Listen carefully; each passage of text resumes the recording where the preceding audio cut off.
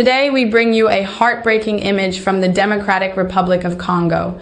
A young girl holds her little brother in her arms. Tragically, he was shot and killed as families tried to escape another violent attack. She carried him on her back, not realizing he had been hit. In her hands, she lost him forever. This picture is not only her story, it is the story of countless Congolese children trapped in a conflict they never chose. The current situation in Eastern Congo. Eastern Congo is once again facing a deep crisis. Armed groups continue to launch deadly attacks, leaving entire communities displaced. In recent weeks, dozens of civilians have been massacred in attacks by armed militias. Millions of people are now living away from their homes, often in makeshift camps without food, clean water, or security.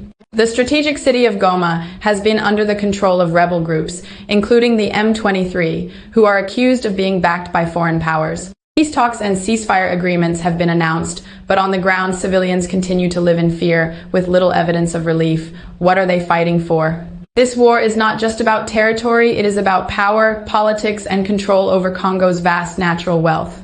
Eastern Congo is rich in minerals like coltan, gold, and cobalt resources that power our phones, laptops, and electric cars.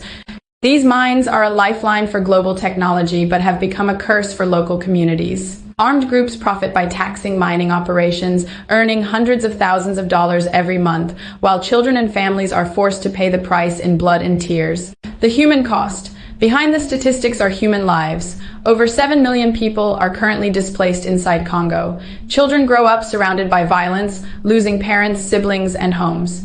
Women face widespread sexual violence. Families are forced to abandon everything they own, only to be met with hunger and disease in overcrowded camps. Reports show civilians being forced into unpaid labor under rebel control. In some cities, people are even made to clean sewers or morgues at gunpoint. Human rights groups warn that war crimes, including torture and executions, are taking place. Standing with the people of Congo.